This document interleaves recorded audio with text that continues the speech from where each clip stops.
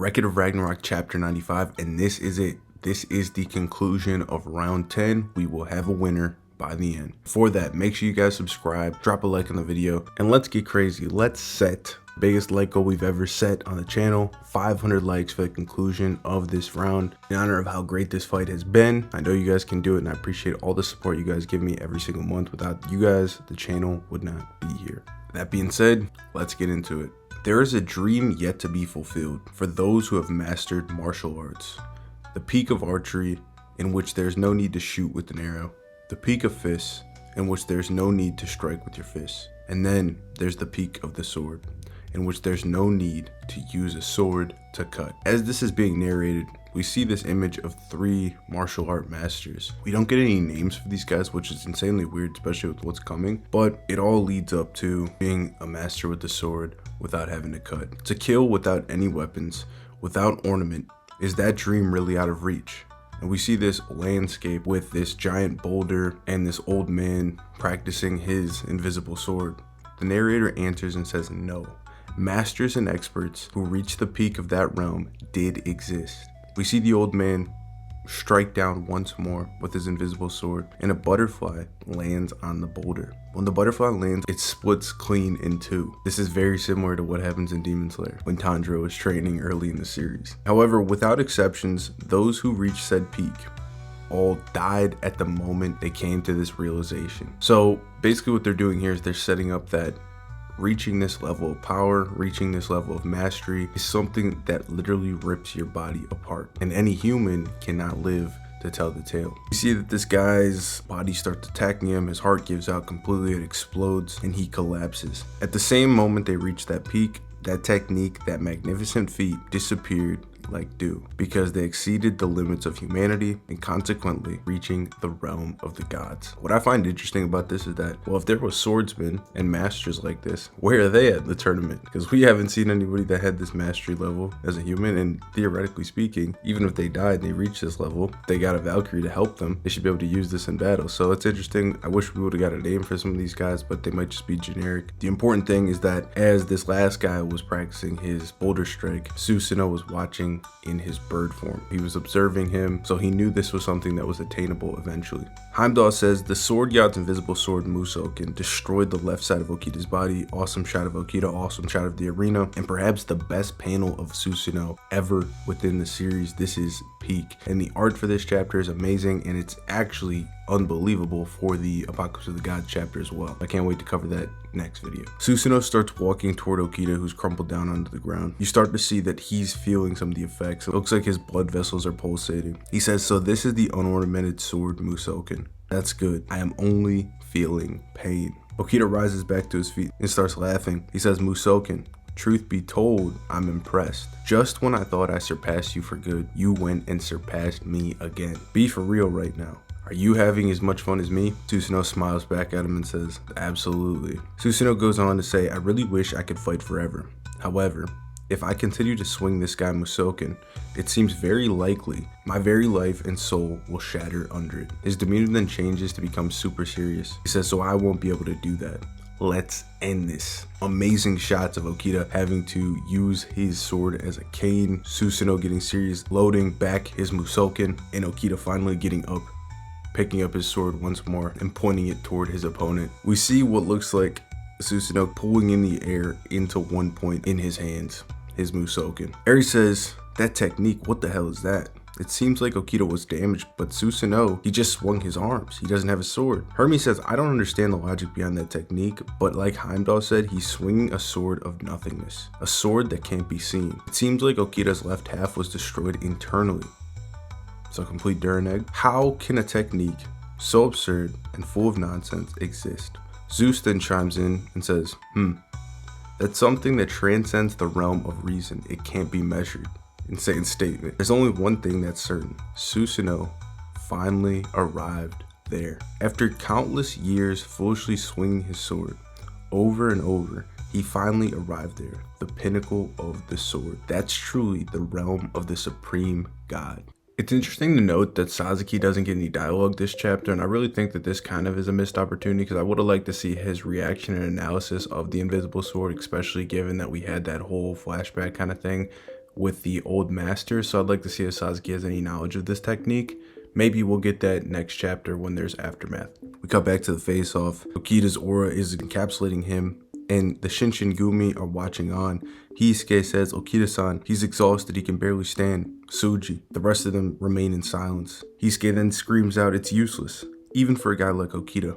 It's beyond pointless. There's no way he can move right now." Kondo says, "Hisuke, pay attention." He replies with, "What is there to watch? This is too much." He is now inconsolable. He is bawling, sobbing, crying dramatically. How will he fight like that? It's pointless. He's done. Kondo grabs him by his shoulders with a smile on his face and says, "This is the wish Suji could never fulfill on Earth. A battle where he can give everything as a samurai. You owe it to him to watch. Until the very end, we will watch everything." Amazing stare down shot of Susanoo and Okida preparing for the final clash. Susanoo says, "I'm really happy that I was able to fight you." Okida says, "I can say the same thing, Susanoo-san." All the gods in the arena are silent. Anubis is watching very excitedly. Musashi and Kojiro watch in amazement. And Amaterasu says, "Go for it, Susanoo," in this awesome collage of everybody hanging in the balance of what's to come. No more words need to be said. The stance taken by the sword god was the one-hit kill, Saijoden, top row. And one really cool detail on this page is that obviously we saw Susanoo lost half of his foot from Okida. He is digging in the nubs of his toes into the dirt so he gets that maximum power. I really like that detail because it was emphasized how heavily he needed to use his legs for power to generate it, and his feet were digging into the ground. So now instead of being able to curl his toes into it, he is now just like spearing his foot into the ground, which I like that detail. Okida prepares himself and gets prepared to try to launch forward at Susanoo as well. Susanoo uncorks the unornamented sword, Musoken, with an amazing slash. And the backdrop shot here is breathtaking, honestly, because it looks like there's just space behind Susanoo. It looks like there's just nothingness. This encapsulates a blade of nothingness so well. And Okida, as he prepares for the attack, he's going for his thrust attack, but it's too late. The slash lands extremely clean on Okida. He immediately spits up a ton of blood. I have no idea how he survives this attack and what this actually cut, because this looks like it's striking down vitals. This looks like it could have hit his heart. We know this is a direct attack. Definitely goes through his shoulder, so that whole left side cannot be moved, and it should strike down through his spine here. In an epic shot, we see Susanoo falling forward into his stance with his eyes white and his blood vessels pulsating through his face, and Okida falling forward, wide-eyed, barely hanging on to consciousness, as it looks like he's defeated. In that moment, Okida almost concedes defeat. He says, "Well, that god is really strong. I can no longer move my body. I gave everything I had. I can finally die happy as a samurai." But at the last moment, right before landing on the ground, he hears his crew, the Shinsengumi, scream his name, Suji. In an epic moment, he slams his foot into the ground of his right side, the one side he could actually move. His eye gets extremely wide, the aura encapsulates his body again. He pulls back his sword once more, clenches down with his teeth, blood flies from his mouth. He has a montage moment where he's remembering all the things that he did, his life when he could not move, when he was plagued with tuberculosis, drawing up the techniques. And he says, "I may not be able to move, but I can still fly." And here we see that same thing we saw last chapter, where the wings of like his aura come out, and it's almost like he takes the appearance of the kite. Here though, the detail is because the left side of his body is completely destroyed, he only has one wing. He's the one-winged angel. He leaps into the air off of one foot, thinking to himself, "This right here is my purpose." The final blow of the swordsman Okida Suji, looking like an absolute demon flying through the air. The heavenly demon. As Susanoo watches on thinking, "Wow, Okida, you can still wield your sword. Impressive. However, you will no longer reach me." As he loads back his own attack once more. Kondo's sweating. Okida's locked in. Susanoo is prepared to strike the killing blow. This is the end. Both characters' aura is fully covering up the panels, but it is too late for Susanoo, as he was a second late, because of course this takes such a toll on his body. He thought he had just killed Okida with the last slash. When Okida reaffirmed himself, slammed his foot to the ground and jumped into the air, Susanoo had a couple seconds of delay before he could lift his own two hands and prepare to strike down. In this moment, as Okida soars through the air, he uses Tensho, flight to the heavens, 3-stage thrust. As Susanoo seems shocked by the speed, Okida lands his 3-stage thrust. 3 massive holes ravage the sword god's body, and when the final one lands, Okida face plants into the dirt, completely exhausted. Susanoo's face is surprised, but he's spitting up blood. His hands are still above his head, and as he has the helpless Okita in front of him, Heimdall, Zeus, Kojiro, all the people watching can't believe what they've just witnessed. Heimdall screams out, "Okita's sword strike flew." Susanoo cracks a smile as we see the effects, blood all over, the cracks into his skin. You couldn't fly, yet you continued to soar. To think that you would be able to release that at this very moment with a body like that, I expected nothing less from you. Okita Tsuji, the man I admire most. Tsukuyomi, Susanoo's brother, screams out, "Susanoo, win this. You can do it right now." Because Okita's obviously incapacitated on the ground, Susanoo only has to strike down his hands. If his hands go forward, he's won the fight. Okita looks up, seemingly accepting this. But then the moment of realization, Susanoo's arms start to crack. His eyes go wide and he looks up toward the sky and says, I see. I can no longer swing my sword. That's a bit lonely. The 3-stage thrust attack was enough to kill Susanoo before he could unleash his final slash, which would have killed Okita. That slight moment of hesitation won Okita this match. We see Tsukuyomi, Amaterasu, and Izanami immediately know what's happening. Izanami stands up. He looks angry. He doesn't say a word, but we don't need words to know what they're feeling in this moment. After Susanoo was banished from their realm, it's very unlikely they had any contact with him from then to now. And after this, they're never going to get the chance to reconcile or have their words. Susanoo closes his eyes with a smile on his face as he turns into the green crystals, cracking into the dust.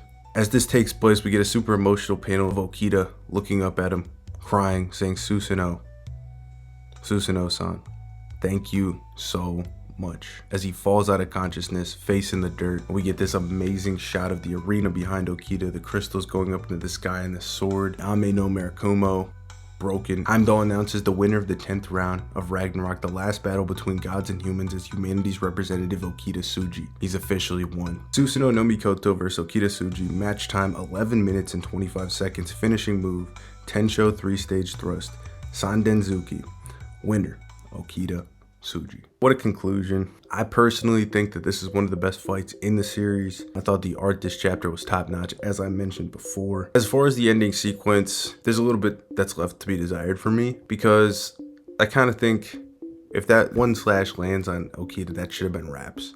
That was too clean of a hit. You know, we've kind of had this problem earlier in the fight where they've been building up Susanoo's attacks as one-hit kills, and even the one that landed when Okita was caught in the sky, I was kind of calling bullshit on how he survived that one.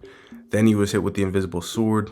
His left side was paralyzed, and now he got hit clean through center mass. That should have killed him, in my opinion. He was able to reaffirm himself and then still had the wherewithal to jump and leap into the air and uncork the 3-stage thrust to win. Is what it is. We kind of knew, and I predicted that, hey, there was no chance Susanoo had to win this fight simply because of logistics. This ties it up 5-5. If the gods would have won, we would have had no other gods being able to win a round in the tournament if humanity is to win. We still have Loki and Odin, very important characters to come, and I don't think the author wanted to get that predictable. I personally think that a draw here would have worked wonders, because it was kind of working out that way anyway. They're both going to collapse. Okita obviously has the statements he's going to die, and it's still in the balance. It's a cliffhanger here. We don't know if Okita is going to die from these wounds, which is still possible, and then Zeus could potentially come down and say it is a draw. I think that at this point, with the time card announced, and with Susanoo falling, and with basically Heimdall conceding that Okita won, I wouldn't do the draw. They should just save it at this point. We haven't seen Okita's Valkyrie come out, show her wounds or whatever, so I think that there's a possibility she saves his life here in some capacity through her ability, and maybe she counteracts Onigo, taking him over, but obviously we're gonna have to wait till the next chapter. I do think he will survive though. All in all, I don't think that the ending discredits the entire fight. Still enjoyed the fight a lot, but it's not my favorite. But I'm interested to see what you guys think about this fight in the comments below, and make sure you guys are ready and subscribe so you don't miss the Apocalypse of the Gods chapter, which will be out shortly, because that chapter looks really cool and the art looks on another level from what it was last month in that chapter. So I'll see you guys then. Peace.